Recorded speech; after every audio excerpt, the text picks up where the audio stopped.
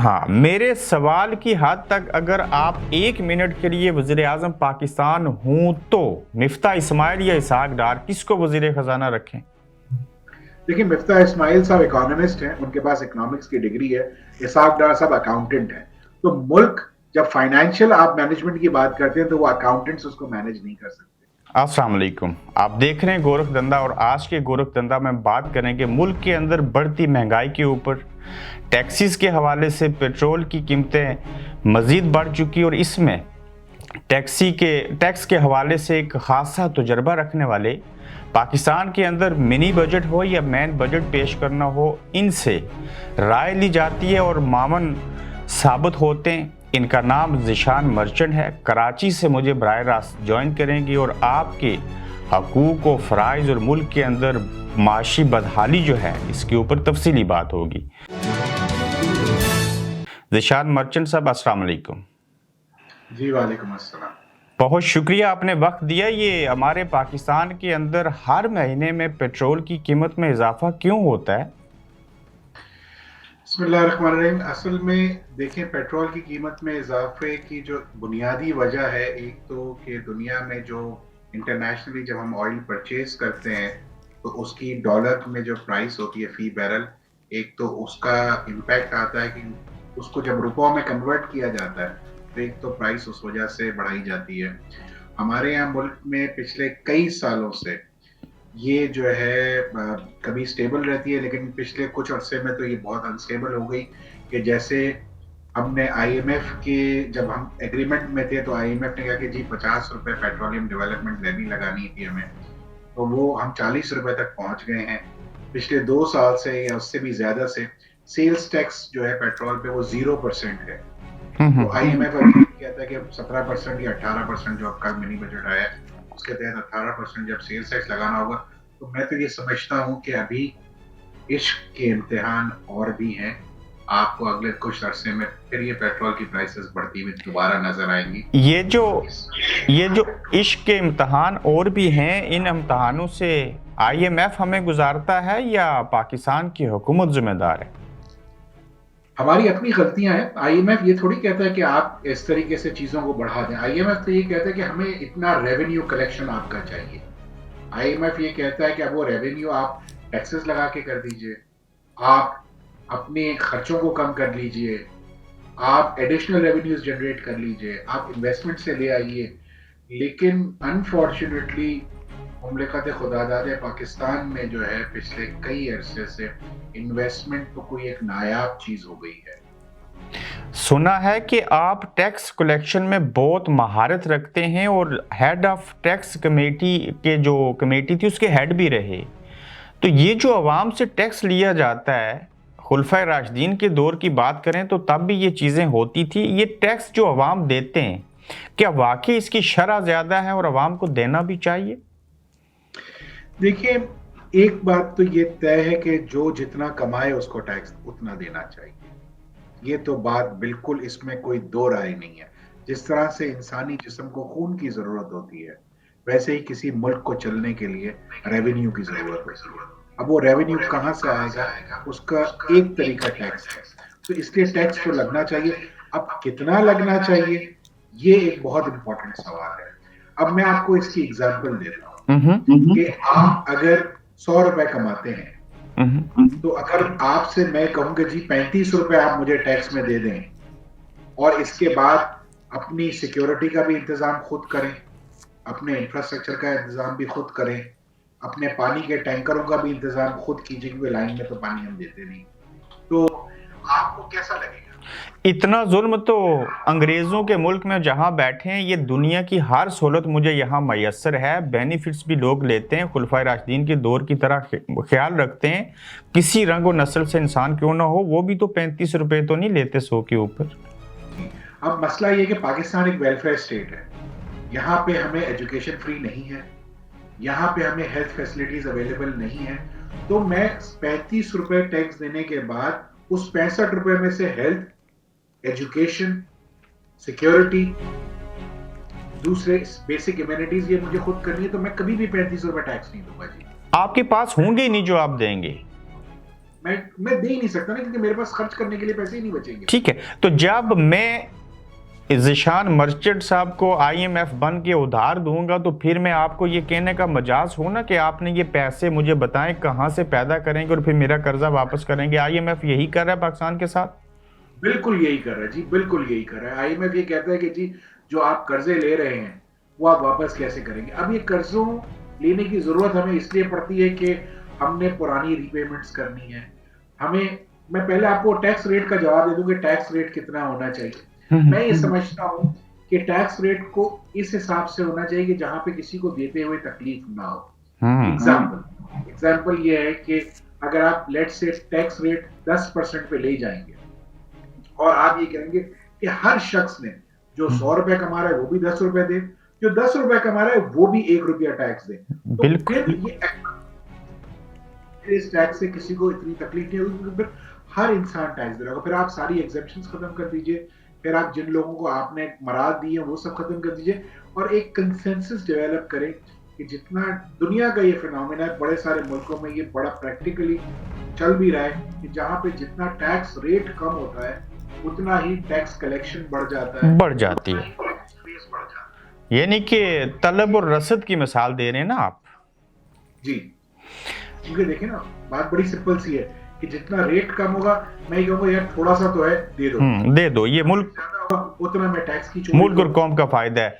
Zeeshan merchant साहब, ये क्या माजरा है कि आईएमएफ कहता है कि इमरान खान साहब के दस्तखत और श्योरिटी चाहिए और फिर हम आपको कर्जा देंगे, ये बात सही है? देखिए, आईएमएफ को ये अब यकीन हो चला है आहिस्ता आहिस्ता कि जो भी आता है और जो वो वादे करता है वो पूरे नहीं कर पाता।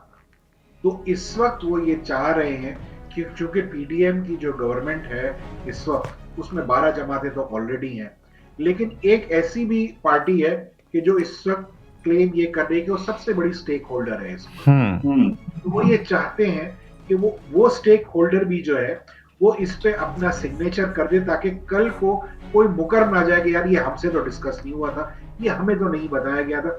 इसलिए मैं समझता हूं कि आईएमएफ इस वक्त इस बात के ऊपर इन्हिसार और बहुत ज्यादा फोर्स कर रहा है कि जो आपकी जितनी भी पॉलिटिकल पार्टीज हैं वो जो इस प्रोग्राम को जो है वो ना सिर्फ एक्सेप्ट करें बल्कि इस पे अपना कंसेंट भी दें ताकि कल को कोई पार्टी मुकर ना सके कि अगर कल को इलेक्शंस होते हैं और उसमें अगर पीटीआई की गवर्नमेंट आ जाती है तो ये ना कह सके ये तो हमसे पहले वालों ने किया था और इसका इतलाक हम पे नहीं। ठीक, छोटे छोटे 4-5 सवाल और पूछना चाहूंगा। क्या पाकिस्तान की अमारात असासे गिरवी रख के आईएमएफ से कर्जा जो लिया जा रहा है, क्या ये सियासतदान अपने असासे भी गिरवी रख सकते हैं और क्या ये भी दुरुस्त है कि एक ऐसी हद है अगर हम उस तक पहुंच के तो वाकई हमारे मुल्क के जो एटमी असासे हैं वो खदशे में पड़ सकते हैं किसी इंटरनेशनल लॉ के तहत? देखिए, मैं ये आपको सिर्फ बता दूं कि अगर जो हमारे लीडरान हैं वो अपने असासे जो बाहर हैं वही सिर्फ पाकिस्तान में ले आए तो पाकिस्तान के लिए बहुत बड़ी एक गेम चेंजर वो साबित हो सकते हैं। तो फिर ज़ीशान मर्चेंट साहब, आप ये क्यों नहीं कहते कि अगर सियासतदान को, वज़ीर आज़म को, सदर को, ब्यूरोक्रेसी को बिजली, गाड़ी, टीएडीए, रूटर हूटर सब कुछ फ्री मिलता है, अवाम की नुमाइंदगी करते हैं, तो ये अवाम के लिए ये चीजें मुफ्त क्यों नहीं करते?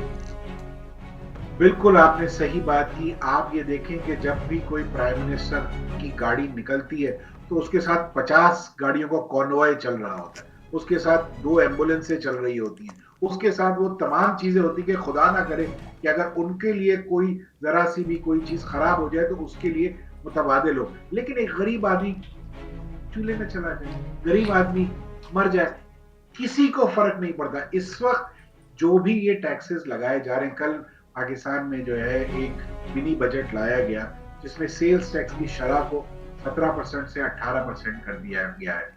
कौन ये देगा? कौन ये देगा? लेकिन जो लाव लश्कर हमने पाकिस्तानी सियासतदानों के साथ प्रोटोकॉल में या आर्मी के अफसरान के साथ प्रोटोकॉल में देखें, ये हालत तो तरक्की याफ्ता मुल्क ग्रेट ब्रिटेन और अमेरिका नहीं करते। असल में हमारे मुल्क का डिलेमा यह है कि हमें जब भी हम किसी पोजीशन पे आते हैं तो सबसे पहले तो झंडे वाली गाड़ी चाहिए, उस झंडे वाली गाड़ी के पीछे एक गाड़ी चाहिए और उसके आगे भी एक गाड़ी चाहिए, फिर हमें सिग्नल तोड़ना तो हमारा फिर कौमी फरीजा बन जाता है उसके बाद, क्योंकि अब हम झंडे वाली गाड़ी में हैं। तो इसलिए हम तो अपने आप को समझते हैं कि हम बादशाह बन गए। तो जब तक ये सोच और ये कल्चर चेंज नहीं होगा, तब तक मुल्क आपका बदल नहीं सकता। जब तक ये अशराफिया जितनी भी है, चाहे वो पॉलिटिशियंस हो या इवन फ्यूडल्स हो, जब तक उनके सब के लिए एक कानून नहीं होगा और उनको एक कानून की छड़ी से नहीं नापा जाएगा, तब तक तो ये हैव्स एंड हैव नॉट्स बढ़ते चले जाएंगे। मैं ये समझता हूं कि जो इस वक्त जो हालात है पाकिस्तान के, इसमें एक क्लियर डिवाइड है कि जो जिनके पास है उनके पास बहुत है और जिसके पास नहीं है उनके पास कम है। जब आपने ये जुमला सुना था कि डर आएगा तो डॉलर डर जाएगा, क्या जहन में आया था?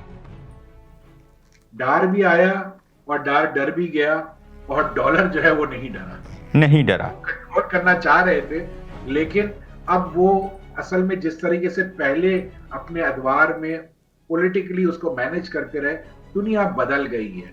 अब आप कंट्रोल्स नहीं कर सकते इस तरीके से चीजों को। आप देखिए, उन्होंने कुछ अरसे तक 222-23 पे रखा डॉलर को, उससे मुल्क को बहुत बड़ा नुकसान हुआ है, फायदा कोई नहीं हुआ, क्योंकि तो वो ये जो नुकसान हुआ, इसहाक डार साहब को अल्लाह ही पूछेगा या कोई और ताकत भी है?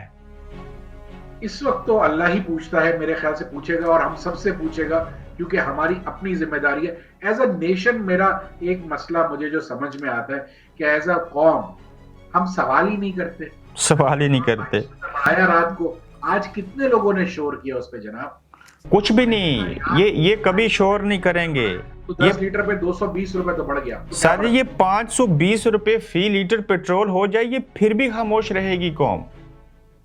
असल में हमें इतने छोटे छोटे मसाइल में फंसा दिया गया है कि हमारी इन चीजों की तरफ तो कभी भी सोच नहीं जाती।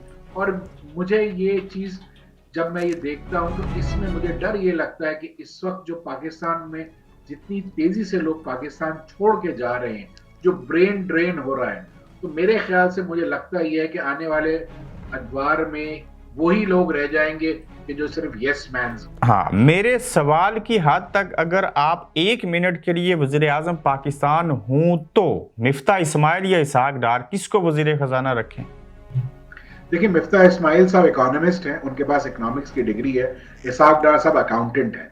तो मुल्क जब फाइनेंशियल आप मैनेजमेंट की बात करते हैं तो वो अकाउंटेंट्स उसको मैनेज नहीं कर सकते। इकोनॉमिस्ट फिर उसके लिए प्लानिंग करता है, इकोनॉमिस्ट के पास विजन होता है, इकोनॉमिस्ट को ये पता होता है कि चीजों को किस तरीके से उसका इम्पैक्ट क्या आएगा। अकाउंटेंट जो है वो 2+2 4 कर सकता है। मैंने खुद माशियात पढ़ी है और पहली बार आपसे ये बात सुन रहा हूँ कि अकाउंटेंट्स जो अकाउंट्स को मैनेज करता है, यानी कि इसहाक डार साहब बिजनेस हो गया, इन्होंने सिर्फ अकाउंट्स देखने कितना माल आया और उनको तरतीब देनी है। इकोनॉमिस्ट जो होता है मिफ्ता इस्माइल, उसको पता है तलब क्या है, रसद क्या है, अफादा किसको कहते हैं, और हथेली पे नजर आ रहा होता है कि दुनिया में क्या होने जा रहा है। मैं सही कह रहा हूँ? देखिए, इसकी बड़ी क्लियर एग्जांपल, कल बजट में 1% जो टैक्स बढ़ाया, उससे क्या हुआ? अकाउंटेंट ही कर सकता था ना। अकाउंटेंट ने कहा कि भाई 1% टैक्स रेट बढ़ा दो, उससे 55 बिलियन रुपीस आ जाएंगे। उसने कहा कि भाई ये टैक्स नया लगा दो, इससे इतने बिलियन रुपीस आ जाएंगे। अगर इकोनॉमिस्ट होता तो ये देखता कि यार इससे गरीब आदमी पे क्या बोझ पड़े, क्या बोझ पड़े, आदमी पे कितना इम्पैक्ट आएगा, इसमें से अमीर कितना देगा और गरीब के ऊपर कितना बोझ आएगा। तो इकोनॉमिस्ट जो है वो पूरी चीजों को एक पूरा ओवरव्यू लेकर देखता है। मैं ये समझता हूँ कि वक्त ये आ गया कि हमें प्रोफेशनल्स की जरूरत है। प्रोफेशनल्स प्लान करें, प्रोफेशनल्स वो स्टेप लें कि जो पाकिस्तान के लिए है, क्योंकि जब अगर पाकिस्तान जब तक है तो हमारी आइडेंटिटी भी उस वक्त है। ठीक अगर खुदा न करे पाकिस्तान को कोई नुकसान होता है तो हमारी आइडेंटिटी, हम रहेंगे तो फिर भी, लेकिन हमारी आइडेंटिटी कोई नहीं रहेगी। जब खान साहब हुकूमत में थे तो $125 फी बैरल जो था वो पेट्रोल मिलता था और ये बेचते थे 150 के करीब तरीन। आज जब $85 फी बैरल है तो ये 272 का क्यों हुआ? आप जवाब दे सकते हैं इस बात का? देखिए, इसमें सबसे बड़ा जो एक मसला है वो एक्सचेंज रेट का मसला है, नंबर 1। आपकी जो करेंसी जो उस वक्त डॉलर की वैल्यू थी वो 172 रुपए थी गालिबन, अगर मैं मिस्टेक नहीं कर रहा। आज आपकी करेंसी वर्सेस डॉलर की वैल्यू 272 रुपए। तो 100 रुपए तो आपका एक्सचेंज रेट में, यानी आपकी पाकिस्तानी रुपए की वैल्यू कम हो गई 10 महीने में। तो एक तो वो सबसे बड़ा हिट आया है। यकीनन इंटरनेशनली प्राइसेस काफी कम हुई है, यानी 15 और 25 और $40 फी बैरल प्राइस कम हुई है। तो इसका मुझे समझ में नहीं आता कि ये जब अगर 85 और कुछ दिन पहले तो ये $75 तक पहुंच गई थी फी बैरल प्राइसेस, तो इसका तो इम्पैक्ट पाकिस्तानी अवाम को पास ऑन होना चाहिए था।